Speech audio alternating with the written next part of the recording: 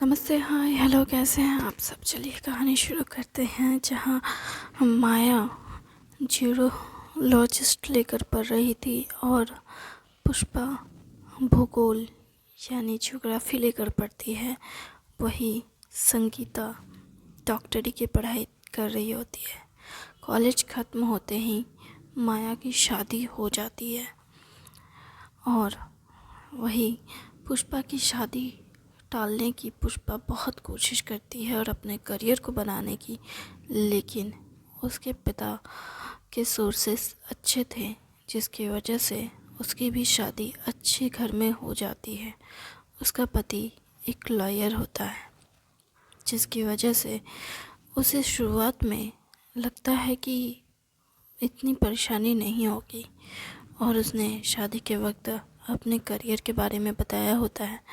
तो पुष्पा का पति पहले तो उसके करियर को लेकर के हामी भरता है और उसके करियर में मदद करने की बात करता है और शादी के बाद भी वो ऐसे दिखाने की कोशिश ज़रूर करता है कि हाँ वो उसका साथ देगा, लेकिन साथ में ये भी कहता है कि देखो मैं एक लॉयर हूँ और मुझे कई सारे क्लाइंट्स के आगे पीछे घूमना पड़ता है, तो मेरे पास इतना समय नहीं है कि मैं तुम्हें वक्त दे सकूं, पर मैं तुम्हारी पूरी मदद करूंगा, पूरी कोशिश करूंगा ताकि तुम अपने करियर में आगे बढ़ सको, हमेशा तुम आगे बढ़ो, खुश रहो।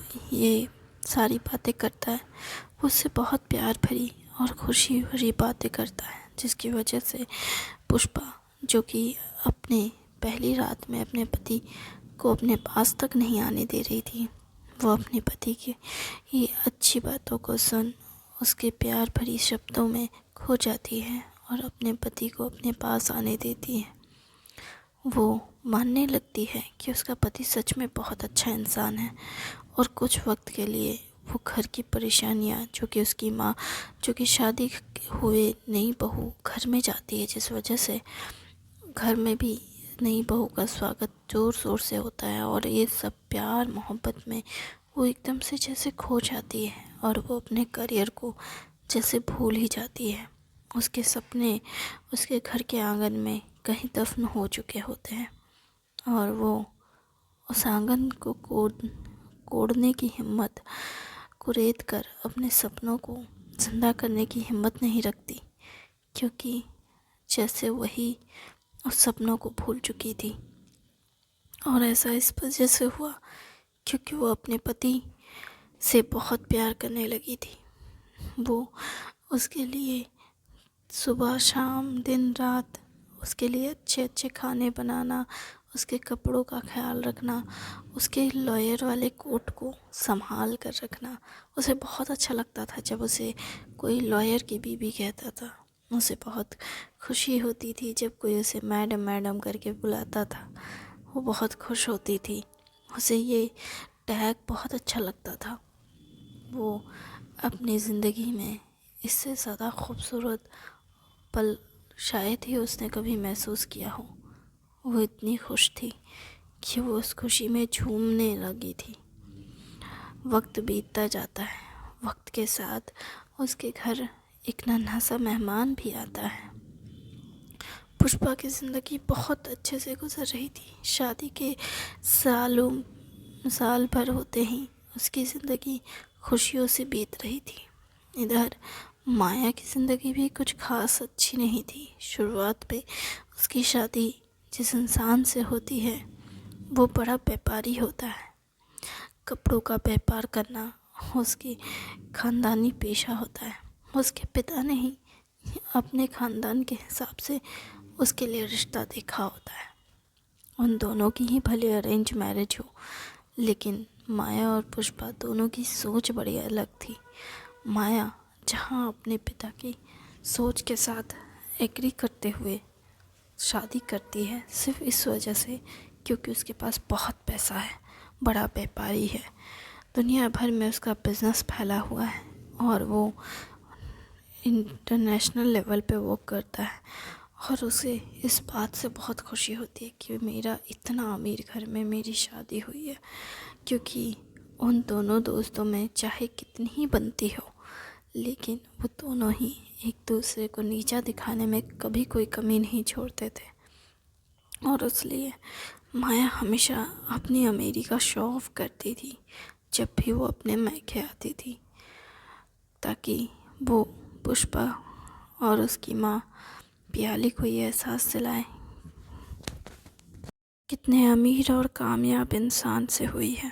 विष्णु कपाड़िया एक फेमस इंडस्ट्रियलिस्ट और एक जाना माना इंसान जिसकी पहचान काफ़ी ज़्यादा अच्छी होती है। और माया ये शो ऑफ करने में कभी पीछे नहीं हटती कि वो कितनी अमीर घर में शादी करके गई है। उसकी शादी के बाद भी उसकी ज़िंदगी काफ़ी अच्छे और रंगीन तरीके से गुजर रही थी। वो अपने पति के पैसों पे बहुत ऐश और आराम कर रही थी। उसे कभी किसी डिफ़िकल्टीज़ का सामना ही नहीं करना पड़ा। वो सोच रही थी कि अच्छा हुआ कि मैंने कोई ख़ास पढ़ाई नहीं की। अगर अपना फेवरेट सब्जेक्ट लेके पढ़ के भी अगर करियर बनाया भी होता तो कुछ ख़ास ज़िंदगी में कुछ नहीं कर पाती। लेकिन ये तो सबसे मज़ेदार है, वो ये सोचकर बहुत खुश थी और वो अपनी ज़िंदगी और किस्मत पे बहुत इतराती भी थी। जैसा कि उसकी परवरिश थी उस हिसाब से वो शो ऑफ करने में भी कभी पीछे नहीं हटती थी।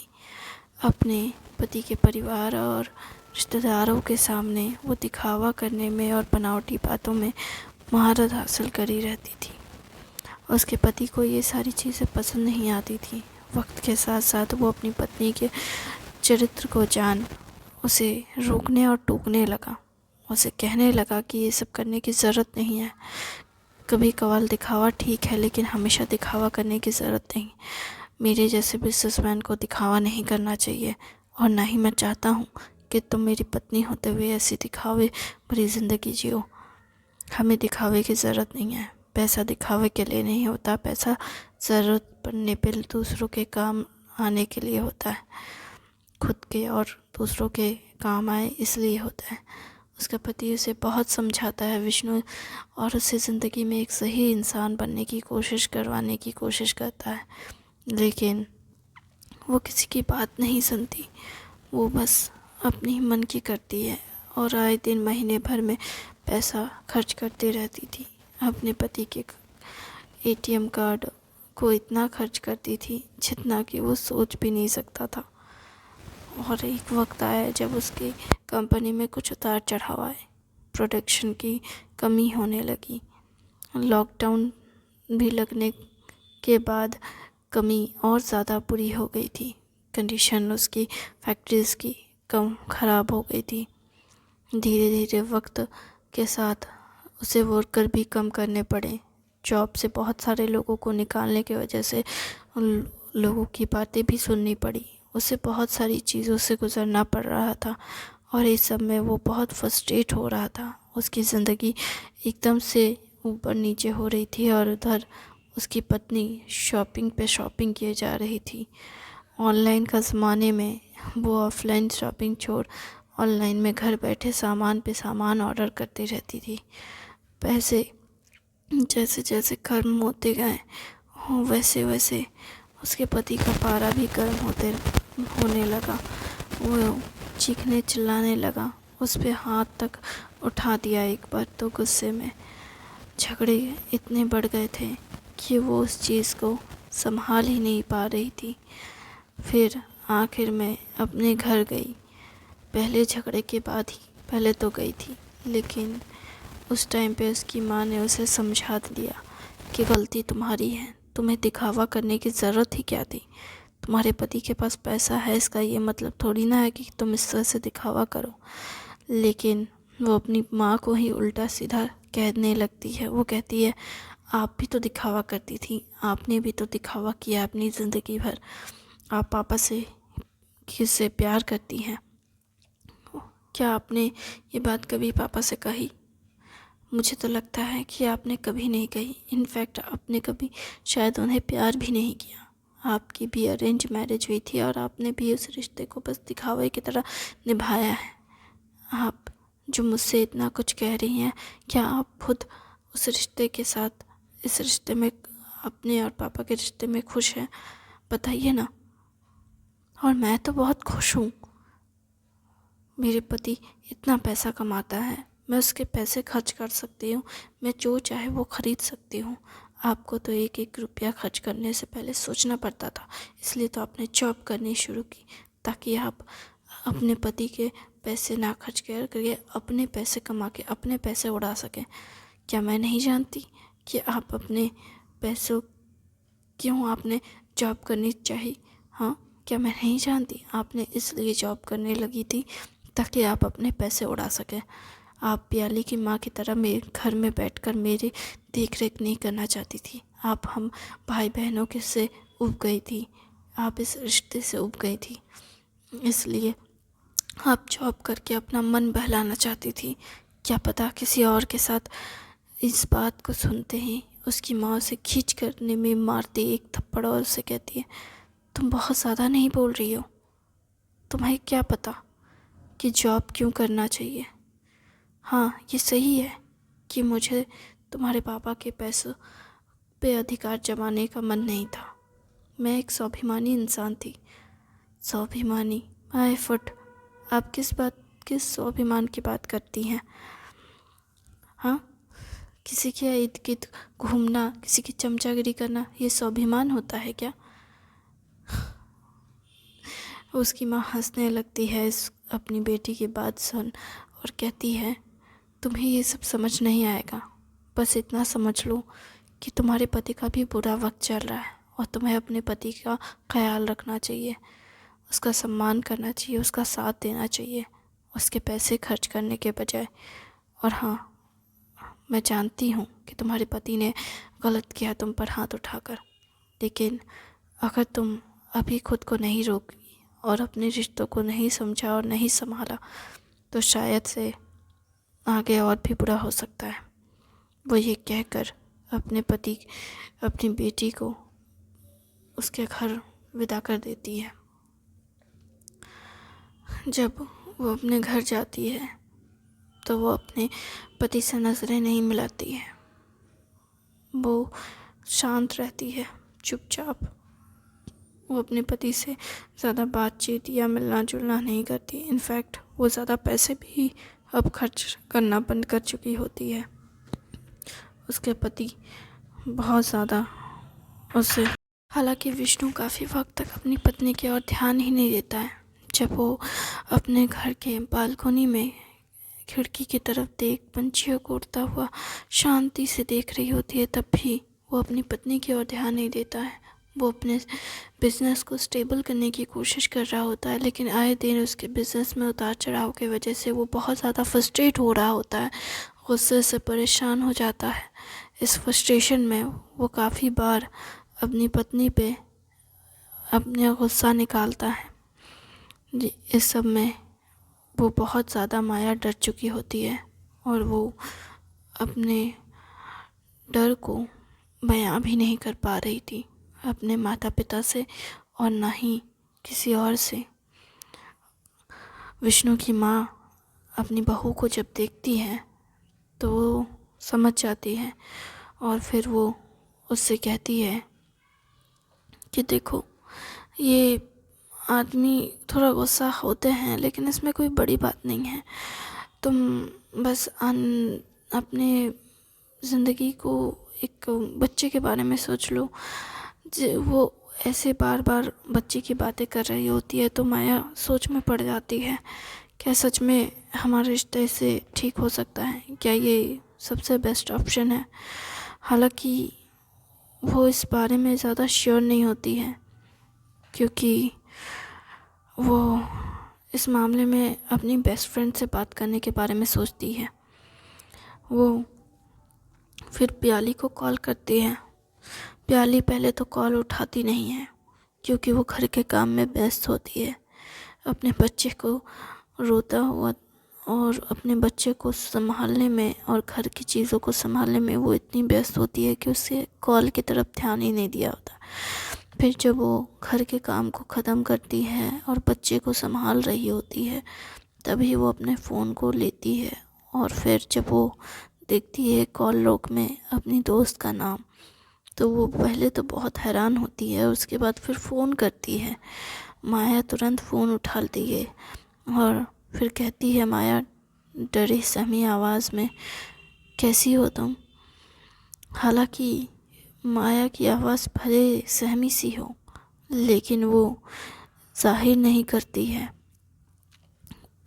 पुष्पा भी उसकी बात समझ नहीं पाती है, लेकिन माया इनडायरेक्टली बस ऐसे ही पूछती रहती है कि तुम्हारा बच्चा जब हुआ तुम्हें कैसा लगा ये। हालांकि फिर पुष्पा उससे कहती है क्या तुम बच्चा प्लान करने के बारे में सोच रही हो, जिस पर वो कहती है क्यों, तुम ही बच्चे प्लान करने के बारे में सोचोगी। जिस पर वो कहती है हंसकर कि मैंने तो सोचा ही नहीं था। जिस पर वो कहती है क्या तुमने सोचा नहीं था। वो हंसने लगती है कि तुम कैसी पढ़ी लिखी गंवार हो, तुमने बच्चा प्लान करने से पहले सोचा भी नहीं, तुमने बस ऐसी। वो कहने लगी तो क्या, हाँ मैंने सोचा नहीं, लेकिन कम से कम मेरे पास बच्चा तो है, अब कोई मुझे उल्टा सीधा तो नहीं कहता है। तुमने कभी सोचा है खुद के बारे में, तुम्हें पता है ना हमारे घर के पड़ोसी भी तुम्हें कैसी बातें करते हैं, शादी के 2 साल हो गए तुम्हारा बच्चा नहीं है। जिस पर वो कहती है अच्छा तो तुम ये कहने की बात कर रही हो। जिस पर उन दोनों की काफ़ी बहसबाजी होने लगती है कि तुम्हारा बच्चा है तो इसलिए तुम मुझे चला रही हो, तुम दिखा रही हो कि क्या तुम माँ बन सकती हो और मैं नहीं, ऐसा कुछ। जिस पर पुष्पा कहती है कि मैं ऐसा कुछ नहीं कह रही हूँ, बस मैं तुम्हें बता रही हूँ कि सोसाइटी क्या कहती है।